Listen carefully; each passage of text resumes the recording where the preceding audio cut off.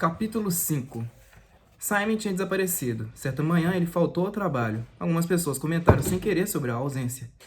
No dia seguinte, ninguém falou no assunto. No terceiro dia, Winston foi à recepção do departamento de registro para olhar o quadro de avisos. Um deles mostrava uma lista impressa dos membros do comitê de xadrez do qual Simon participava.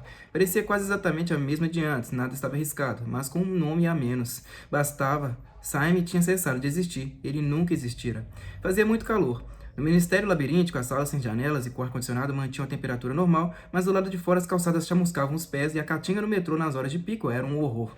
Os preparativos para a Semana do Ódio seguiam a todo vapor, e as equipes de todos os ministérios faziam hora extra. Procissões, encontros, paradas militares, palestras, trabalhos de cera, exibição de filmes e programas de teletela precisavam ser organizados. Estandes deviam ser montados, efígies construídas, lemas, cunhados, canções escritas, rumores lançados, fotografias falsificadas. A unidade de Júlia no departamento de ficção foi excluída da produção de romances e estava produzindo às pressas uma série de panfletos com atrocidades. Winston, além do trabalho regular, passava longos períodos todos os dias pesquisando edições antigas do Times, alterando e floreando as notícias que seriam citadas nos discursos. Tarde da noite, quando as multidões desordeiras de proletas enchiam as ruas, a cidade ficava sob certa tensão. As bombas caíam com mais frequência do que nunca e algumas vezes ocorriam ao longe explosões tremendas que ninguém conseguia explicar e sobre as quais ocorriam rumores insanos. A nova melodia que seria o tema da Semana do Ódio, Canção do Ódio, já tinha sido composta e era executada sem pausa nas teletelas. Tinha um ritmo selvagem semelhante a um latido, que não poderia ser exatamente chamado de música, mas lembrava a batida de um tambor. Rugida por centenas de vozes e acompanhando passos em marcha, era aterrorizante. Os proletas gostaram e nas ruas de madrugada ela competia com a ainda popular. Foi só uma bobagem, uma fantasia. Os filhos dos Parsons tocavam durante todas as horas do dia e da noite, insuportavelmente, usando um pente e um pedaço de papel. As noites de Winston estavam mais cheias do que nunca. Equipes de voluntários organizadas por Parsons preparavam a rua para a Semana do Ódio, pregando bandeiras, pintando cartazes, instalando mastros nos telhados e estendendo arames que receberiam as flâmulas de um lado ao outro da rua. Parsons se gabava de que somente as mansões Vitória exibiriam 400 metros de faixa. Ele estava em seu ambiente natural e feliz como uma cotovia. O calor e o trabalho manual haviam até lhe concedido um pretexto para usar calções e camisa aberta durante as noites. Ele parecia estar em todos os lugares ao mesmo tempo, empurrando, puxando, serrando, martelando, improvisando e animando todo mundo com provocações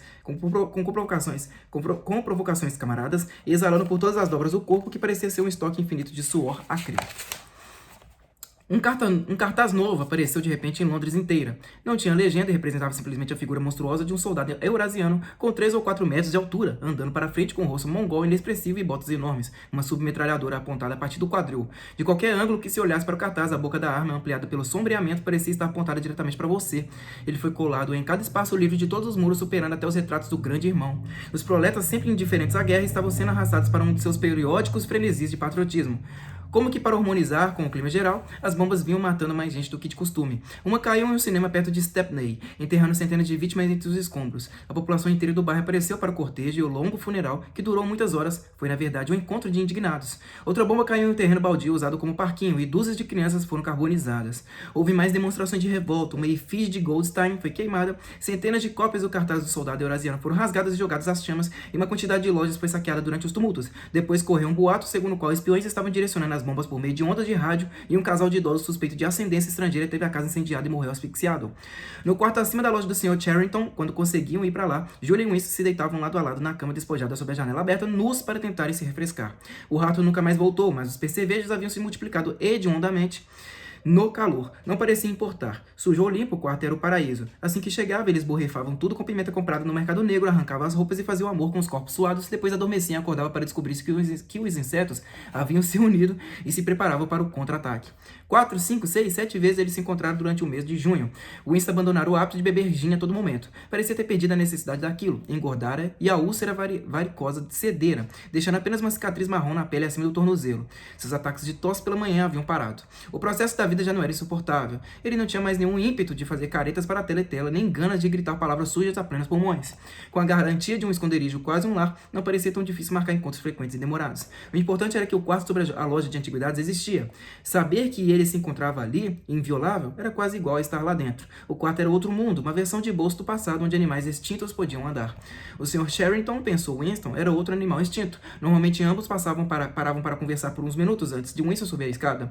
O velho parecia raramente noite ou nunca sair e, em contrapartida, tinha pouquíssimos clientes. Levava uma existência fantasma entre a loja minúscula e escura e uma cozinha ainda menor nos fundos, onde preparava as refeições e que continha, entre outras coisas, um gramofone inacreditavelmente antigo com uma trompa enorme. Ele parecia grato pela oportunidade de conversar, circulando e-mails aos itens sem valor, com o nariz comprido, os óculos de lentes grossas e os ombros curvados na jaqueta de veludo. O Sr. Charrington tinha sempre o ar vago de um colecionador mais do que de um comerciante.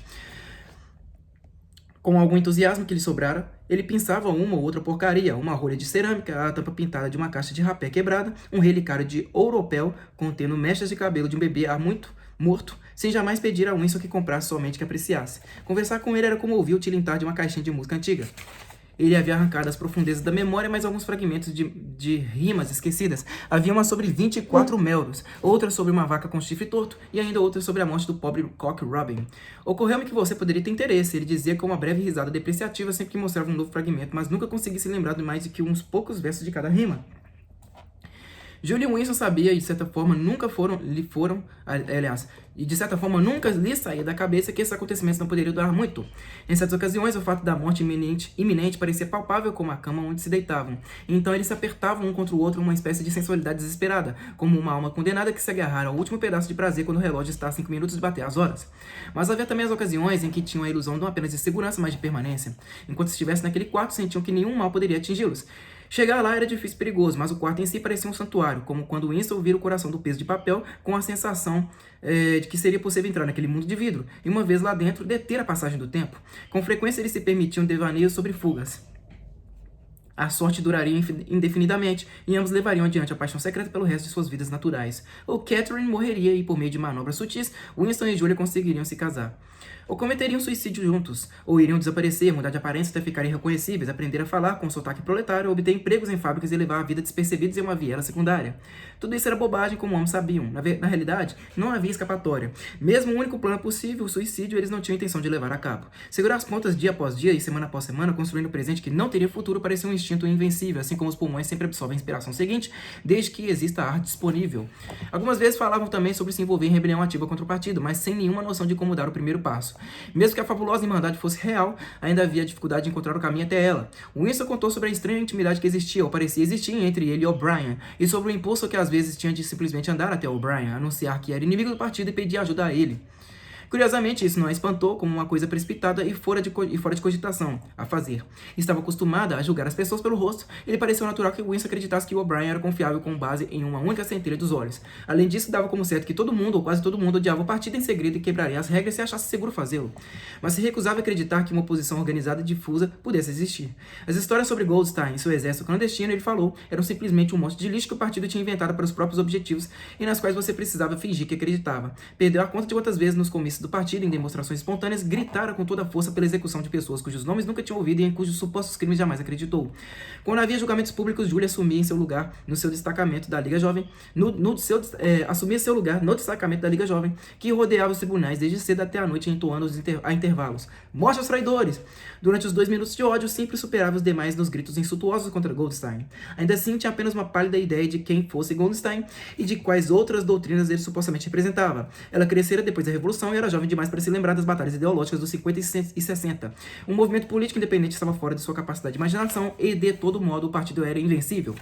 Existiria sempre e seria sempre o mesmo. Você só podia se rebelar contra ele por meio de desobediências secretas ou, no máximo, por atos isolados de violência, como matar alguém ou explodir alguma coisa. Em alguns aspectos, Julia era muito mais perspicaz do que Winston e muito menos influenciável pela propaganda do partido. Uma vez, quando ele por acaso mencionou a guerra contra a Eurásia, ela o assombrou, dizendo casualmente que, em sua opinião, não estava ocorrendo uma guerra. As bombas que todos os dias caíam em Londres eram provavelmente disparadas pelo próprio governo da Oceania, só para manter o povo com medo.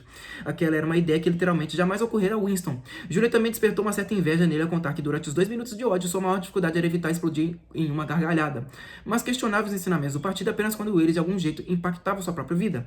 Com frequência estava pronta a aceitar a mitologia oficial apenas porque a diferença entre verdade e falsidade não lhe parecia importante. Acreditava por ter aprendido na escola que o partido inventara os aviões. Em seus dias de escola, Winston se lembrava no final dos 50, era apenas o helicóptero que o partido alegava ter inventado. Uma dúzia de anos mais tarde, quando Julia estava na escola, o partido já reivindicava o avião. Dali a mais uma geração estaria reivindicando a invenção do motor a vapor. E quando Winston contou que os aviões existiam muito antes que ele próprio nascesse e bem antes da Revolução, o fato pareceu indiferente a Julia. Afinal, quem importava quem tinha inventado o avião? O choque foi maior quando ele descobriu através de um comentário casual que ela não se lembrava de que a Oceania, 4 anos antes, tinha estado em guerra com a Alestásia e em paz com a Eurásia. Perdão. Era verdade que Júlia considerava a história da guerra uma farsa, mas aparentemente nem mesmo notaram que o nome do inimigo tinha mudado. Pensei que sempre estivemos em guerra com a Eurásia, ela disse vagamente. Isso assustou um pouco. A invenção do avião datava de muito antes do nascimento dela, mas a troca do inimigo na guerra ocorrera apenas 4 anos antes. Bem depois de Júlia já ser adulta. Debateu com ela sobre isso por talvez um quarto de hora. No fim, conseguiu forçar a memória de Júlia para o passado até ela se lembrar indistintamente de uma época em que a Alestásia, e não a Eurásia, tinha sido o inimigo. Mas o assunto ainda parecia desimportante. Quem se importa? Comentou impaciente. É sempre uma maldita guerra depois da outra, e seja como for, todo mundo sabe que as notícias são todas mentirosas. Algumas vezes ele conversava sobre o departamento de registros e as falsidades descaradas que cometia ali. Coisas assim não pareciam horrorizá-la. Ela não sentiu o abismo de se abrindo sob seus pés ao pensar em mentiras se tornando verdades. Winston contou a história de Jones, Aronson e Rutherford, e o pedaço de papel importantíssimo que certa vez tivera entre os dedos. Não a impressionou muito. No começo, inclusive, ela não captou o fato. Eles eram seus amigos? Não, nunca os conheci. Eram membros do núcleo do partido. Além disso, eram homens muito mais velhos do que eu. Pertenciam aos velhos tempos, antes da Revolução. Eu mal os conhecia de vista. Mas então por que se preocupar? Pessoas são assassinadas a toda hora, não são? Ele tentou fazê-la compreender. Esse foi um caso excepcional. Não era só uma questão de alguém ser morto. Você percebe que o passado vem sendo extinto? Se algo sobrevive em algum lugar, é em uns poucos objetos sólidos sem palavras associadas a eles, como aquele pedaço de vidro. Nós não sabemos quase nada sobre a Revolução e os anos antes da Revolução. Cada registro foi destruído ou falsificado, cada livro foi reescrito, cada quadro foi repintado, cada estátua, rua e edifício teve seu nome trocado, cada data foi alterada. E esse processo continua dia a dia e minuto a minuto. A história parou. Nada existe exceto um presente infinito no qual o partido está sempre certo. Sei, é claro que o passado é falsificado, mas nunca me seria possível provar isso mesmo sendo eu a fazer pessoalmente falsificação. Depois que a coisa é feita, jamais resta alguma evidência. A única prova está dentro da minha cabeça e não tenho a menor certeza de que outro ser humano compartilhe minhas lembranças. Apenas naquela única circunstância em toda a minha vida tive uma evidência concreta e real depois do evento, anos depois dele.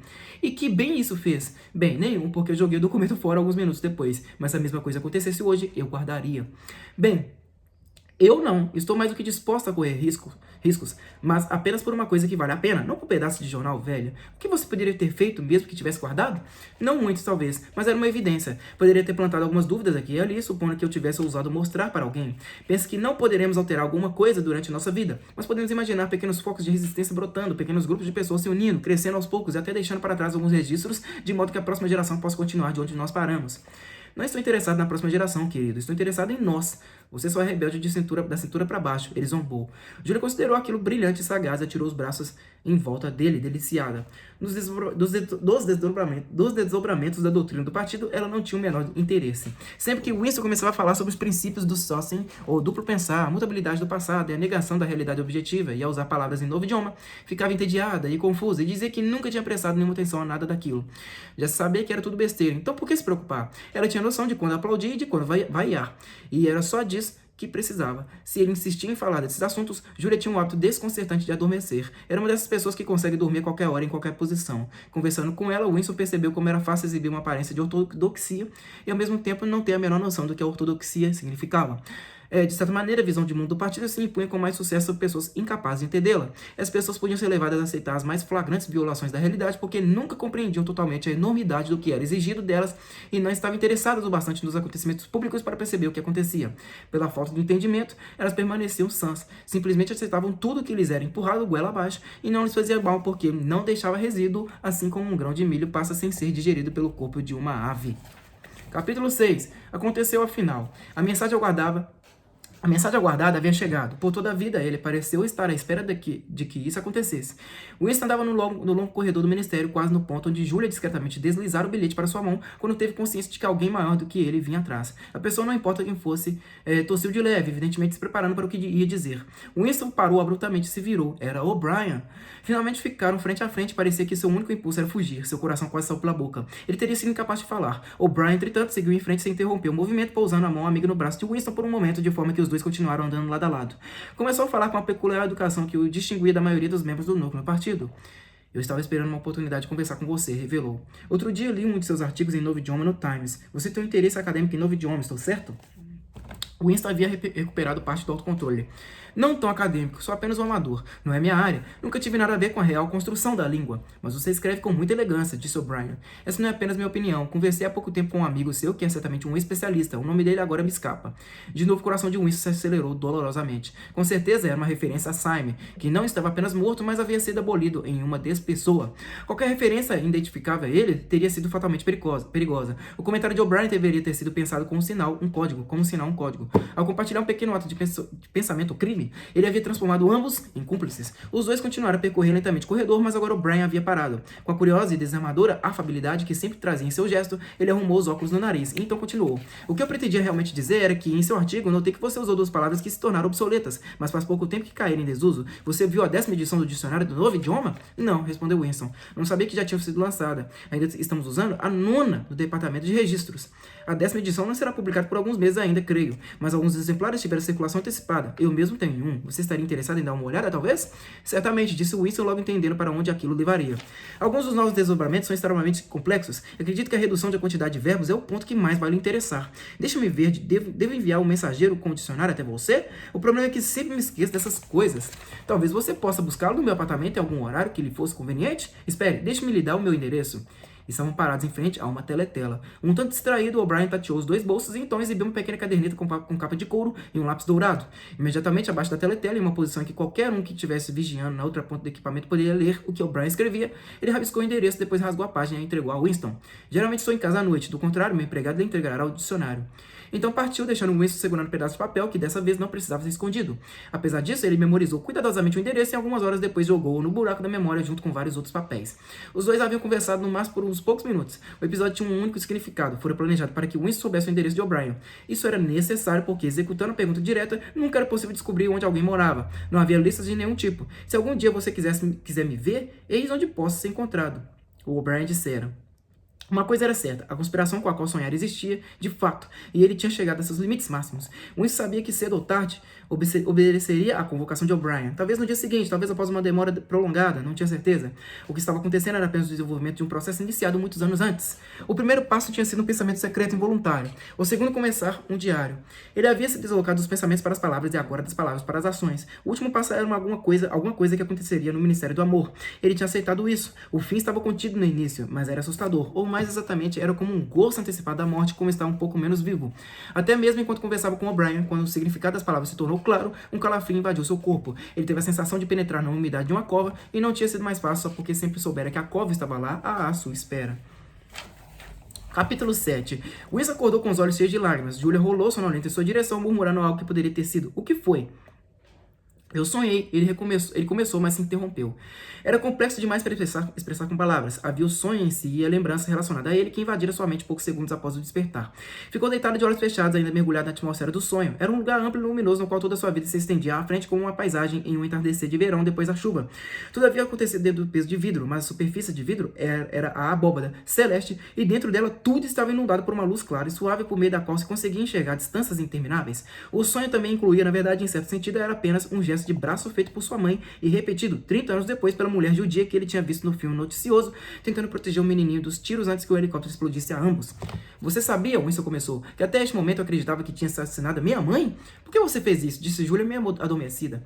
Eu não a assassinei, não fisicamente. No sonho, ele se lembrou do último vislumbre que teve da mãe, e nos poucos momentos seguintes ao despertar, a sequência de pequenos eventos que encadeavam o fato havia retornado. Era uma lembrança que ele devia ter empurrado deliberadamente para fora da consciência por muitos anos. Não tinha certeza da data, mas não tinha menos de 10 anos, talvez 12, quando aconteceu. O pai desaparecera algum tempo antes, não conseguia se lembrar exatamente. Recordava melhor as circunstâncias turbulentas e ruidosas da época, os surtos periódicos de pânico em relação a ataques aéreos e a busca por abrigo nas estações de metrô, os montes de entulho por todo lado, as declarações incompreensíveis afixadas nas esquinas, as gangues de jovens usando camisas da mesma cor, as filas imensas na frente das padarias, o disparar intermitente das submetralhadoras ao longe e, acima de tudo, o fato de que ele nunca havia o suficiente para comer. Lembrava-se de passar longas tardes revirando lixeiras e pilhas de detritos com outros meninos, caçando talos de repolhos, cascas de batata e até, de vez em quando, restos de pão mofado, dos quais cuidadosamente raspavam as cinzas, e de esperar pela passagem de caminhões que percorriam determinada rota e eram conhecidos por transportar ração de gato. Os veículos dando solavancos nos trechos ruins da estrada às vezes deixavam cair pequenas pequenas partes do bagaço de plantas. Quando o pai desapareceu, a mãe não demonstrou nenhuma surpresa ou tristeza profunda, mas uma mudança súbita se abateu sobre ela que pareceu ter se tornado completamente apática. Era evidente para Winston que esperava algo que sabia que aconteceria. Fazia tudo o que era necessário. Cozinhava, lavava, remendava, arrumava a cama, varria o chão, espanava a lareira, sempre muito devagar e com uma estranha ausência de movimentos supérfluos, como um modelo vivo de pintor que se mexia por vontade própria. O corpo volumoso e bem torneado pareceu cair naturalmente na imobilidade. Durante horas e horas, ela se sentava quase imóvel na cama, embalando a filha mais nova, uma criança miúda, doente, muito quieta, de 2 a 3 anos, com o rosto quase símio pela magreza. Muito raramente tomava Winston nos braços e o pressionava contra si por bastante tempo, sem dizer nada. Ele tinha consciência, apesar da juventude e do egoísmo, de que aquilo estava de alguma forma ligado à coisa nunca mencionada que iria acontecer. Lembrava-se do cômodo onde a família morava, um quarto escuro com cheiro de guardado, que parecia lotado apenas com uma cama e um cobertor branco. Havia um fogareiro no anteparo da lareira, uma prateleira onde ficava guardada a comida e do lado de fora uma pia marrom de barro comum a vários quartos. Ele se lembrava do corpo bem delineado da mãe debruçado sobre o fogareiro para mexer alguma coisa dentro de uma panela. Acima de tudo, lembrava-se da fome contínua e das batalhas ferozes e sórdidas durante as refeições. Perguntava à mãe de maneira irritante de novo e de novo por que não havia mais comida. Gritava e avançava contra ela, até se lembrava do tom da própria voz, que estava mudando precocemente e às vezes retumbava de um modo peculiar, ou fazia uma tentativa chorosa de seus esforços para obter mais do que a parte que lhe cabia. A mãe sempre estava pronta a lhe dar mais. Considerava natural que ele, o menino, recebesse a maior porção. Porém, não importava o que ela lhe desse, Winston sempre exigia mais. Em toda a refeição, a mãe lhe implorava que não fosse egoísta e se lembrasse de que a irmãzinha estava doente e também precisava de comida, mas era inútil. Ele gritava enfurecido quando ela parava de servir, tentava arrancar a panela e a colher das mãos dela, pegava bocados do prato da irmã, sabia que assim deixaria as duas com fome, mas não conseguia evitar, até se sentia no direito de fazer aquilo. Os clamores de seu estômago faminto justificavam seu comportamento. Entre as refeições, se a mãe não ficasse alerta, ele furtava constantemente um mísero estoque de comida da prateleira. Um dia o racionamento de chocolate foi oficializado. Não tinha havido questões do tipo por semanas ou meses. Winston se lembrava bem daquele pequeno pedaço do precioso chocolate, um tablete de 2 onças. Eles ainda usavam onças como medida de peso naquele tempo, a ser dividido entre os 3. Era óbvio que deveria ser dividido em 3 partes iguais, mas ele, como se estivesse ouvindo outra pessoa, exigiu em altos brados receber o pedaço inteiro. A mãe lhe disse para não ser guloso. Houve uma discussão longa, irritante e infinita, com gritos, gemidos, lágrimas, protestos, barganhas. A irmãzinha, agarrada à mãe com ambas as mãos, exatamente como um bebê macaco, observou por cima dos grandes ombros dela, com olhos arregalados e tristes. No fim, a mãe partiu 3/4 do chocolate e deu a Winston, e o 4 restante para a bebezinha. Ela o pegou e o olhou tolamente, talvez sem saber o que era. Winston encarou por um momento, então com um salto ágil e súbito arrancou um pedaço de chocolate da mão da irmã e saiu correndo pela porta. Winston, Winston! A mãe gritou atrás dele. Volte aqui, devolva o chocolate à sua irmã. Ele parou, mas não voltou. Os olhos aflitos da mãe estavam fixos em seu rosto. Mesmo assim, ainda pensava sobre o acontecimento e ele não sabia o que estava a ponto de acontecer. A irmã, consciente de ter sido roubado, iniciou um protesto débil. A mãe passou o braço em volta da criança e pressionou o rosto dela contra o peito. Alguma coisa naquele gesto informou Winston que sua irmã estava morrendo. Ele se virou e voou a escada abaixo enquanto o chocolate se tornava viscoso em sua mão. Nunca mais viu a mãe. Depois de devorar o chocolate, sentiu-se um tanto envergonhado de si mesmo e perambulou pelas ruas durante várias horas até que a fome o conduziu para casa. Quando voltou, a mãe tinha desaparecido. Isso já estava se tornando comum na época. Nada faltava ao quarto, a não ser a mãe e a irmã. Não haviam levado nenhuma roupa, nem mesmo sobretudo da mãe. Até hoje ele não sabia com certeza se ela estava morta. Era perfeitamente possível que apenas tivesse sido mandada para um campo de trabalhos forçados. Quanto à irmã, poderia ter sido removida como o próprio Winston para uma das colunas de crianças sem lar, ou cinto de recuperação, chamavam, que tinham se multiplicado como resultado da guerra civil, ou poderia ter sido mandada ao campo de trabalho junto com a mãe, ou simplesmente abandonada em algum lugar ou algum canto para morrer. O sonho ainda estava vivo em sua cabeça, em especial o gesto envolvente e protetor do braço, no qual um significado completo parecia estar contido. Sua memória recuou até outro sonho de 2 meses antes, exatamente como sua mãe havia se sentado na cama suja com a manta branca, com a criança agarrada a si. Da mesma maneira, ela estava sentada em um navio que afundava bem abaixo dele, descendo mais fundo a cada minuto, mas ainda olhando para cima na direção de Winston através da água turva. Ele contou a Julia a história do desaparecimento de sua mãe. Sem abrir os olhos, ela rolou e se ajeitou em uma posição mais confortável. Acho que você era um pequeno porco nojento naquela época, foi a resposta sem emoção. Todas as crianças são como porcos. Sim, mas o ponto importante da história... A julgar por sua respiração, era evidente que ela adormecera de novo. Winston teria gostado de continuar falando a respeito da mãe. Não supunha, baseado no que conseguia se lembrar, que fosse uma mulher comum, muito menos inteligente. Ainda assim, tinha um tipo de sobreza, de pureza, de nobreza, de pureza, simplesmente porque os padrões aos quais obedecia eram privados. Seus sentimentos eram seus, não podia se alterar por fatores externos. Não teria ocorrido a ela que uma ação sem efeito se torna por isso sem significado. Se você amava alguém, você ama esse alguém, e quando nada mais tinha para lhe dar, você ainda lhe dava o seu amor. Quando o chocolate acabou, a mãe abraçou forte a sua filha. Era inútil, não mudava nada, não produzia mais chocolate, não revertia a morte da criança ou a dela, mas lhe parecia natural fazer aquilo. A mulher judia, refugiada no barco, também tinha coberto o menininho com o braço, gesto que não era mais útil contra a munição do que uma folha de papel. A coisa terrível que o partido fizera fora persuadir você de que meros impulsos, meros sentimentos, não tinham importância ao mesmo tempo que lhe roubava todo o controle sobre o mundo material. Uma vez que estivesse nas garras do partido, o que você sentisse ou deixasse de sentir, como agisse ou se contivesse para não agir, não fazia literalmente a menor diferença. Não importa o que acontecesse, você desaparecia e nunca mais se ouvia falar de você nem de seus atos. Você era totalmente suprimido do fluxo da história. E ainda assim, para as pessoas de apenas 2 gerações antes, isso não teria parecido nem um pouco importante, pois elas não estavam tentando alterar a história. Eram governadas por lealdades particulares e não as questionavam. O que importava eram os relacionamentos individuais e um gesto totalmente desamparado, um abraço, uma lágrima, uma palavra dita, um moribundo podia ter valor em si mesma. Os proletas ocorreu-lhe subitamente, haviam permanecido nessa condição. Eles não eram leais a um partido, a um país ou a uma ideia, eram leais uns aos outros. Pela primeira vez em sua vida, Winston não sentiu desprezo pelos proletas, nem pensou neles como uma mera força inerte que um dia iria acordar para a vida e regenerar o mundo. Os proletas tinham continuado humanos, não haviam endurecido por dentro. Apegaram-se a emoções primitivas que o próprio Winston precisava reaprender por meio de esforço consciente. E ao pensar nisso, ele se lembrou, sem relevância aparente, de como, poucas semanas antes, vira aquela mão seccionada caída no meio da rua e de como a chutara para a sarjeta como se fosse um talo de repolho. Os proletas não são seres... Aliás, os proletas são seres humanos, disse em voz alta. Nós não somos humanos. Por que não? Indagou Júlia, que tinha despertado de novo. Ele pensou por um momento. Nunca lhe ocorreu que a melhor coisa que temos a fazer é simplesmente sair andando daqui antes que seja tarde demais e nunca mais nos vermos? Sim, querido, isso me ocorreu diversas vezes, mas não vou fazer isso mesmo assim. Até agora tivemos sorte, mas não pode durar muito mais. Você é jovem, sua aparência é normal, inocente. Se ficar longe de gente como eu, poderá continuar viva por mais 50 anos. Não, já pensei em tudo. O que você faz, eu vou fazer. E não fique com essa cara de desânimo. Sou bom em permanecer viva. Nós podemos ficar juntos por mais 6 meses, 1 ano, não há como saber. No fim, é certeza que estaremos separados. Você percebe como vamos nos sentir absurdamente sozinhos? Quando eles nos pegarem, não haverá nada, literalmente nada, que um de nós possa fazer pelo outro. Se eu confessar, eles vão atirar em você. E se eu me recusar a confessar, eles vão atirar em você do mesmo jeito. Nada do que eu faça ou diga ou me impeça a dizer vai adiar sua morte por mais de 5 minutos. Nenhum de nós vai saber nem mesmo se o outro está vivo ou morto. Ficaremos absolutamente sem poder. O que importa é que não devemos trair um ao outro, mesmo que isso não faça a menor diferença. Se você está falando sobre confessar, nós vamos acabar confessando com certeza. Todo mundo confessa, não há como evitar. Eles nos torturam. Não estou falando de confessar. Confissão não é traição. O que você diz ou faz não importa, apenas sentimentos importam. Se eles pudessem me fazer deixar de amar você, isso seria a verdadeira traição. Julia refletiu. Eles não têm como fazer isso, disse finalmente. É a única coisa que não conseguem. Podem obrigar você a dizer qualquer coisa, mas não podem obrigar você a acreditar nela. Não tem como entrar na sua mente. Não, ele respondeu um pouco mais esperançoso. Não, isso é bem verdade. Eles não podem entrar na sua mente. Se você conseguir sentir que permanecer humano vale a pena, mesmo não dando nenhum resultado nem fazendo a menor diferença, você venceu. Winston pensou na teletela em seu equipamento de espionagem, que jamais descansava. Eles podiam espioná-lo noite e dia, mas se você tivesse juízo, conseguia enganá-los. Com toda a inteligência que tinham, eles nunca haviam conseguido descobrir o que o outro ser humano pensava. Talvez isso fosse menos verdade uma vez que se estivesse sob o poder deles. Não se sabia o que acontecia dentro do Ministério do Amor, mas era possível adivinhar. Torturas, drogas, instrumentos sensíveis que registravam suas reações nervosas, um desmoronamento gradual por privação de sono e solidão e interrogatórios persistentes. Fatos, de toda maneira, não podiam ser mantidos em segredo. Podiam ser reconstituídos através de perguntas, podiam ser arrancados de você através de tortura. Mas se o objetivo não era permanecer vivo e sim permanecer humano, que diferença fazia em última instância? Eles não podiam alterar seus sentimentos, aliás, nem você teria como alterá-los mesmo que quisesse.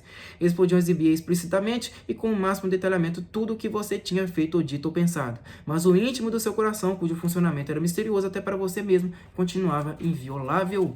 Vou parar por aqui, pessoal, página 180 do livro, no capítulo 8. E aí,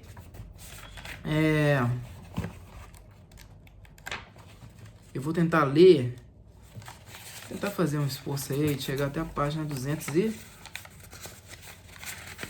Deixa eu analisar direito aqui. O livro tem 335 páginas.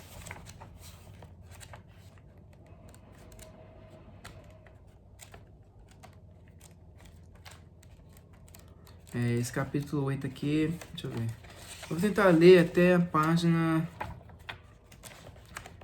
233. 234, no capítulo 10, beleza? 234, que aí eu já dou uma boa adiantada.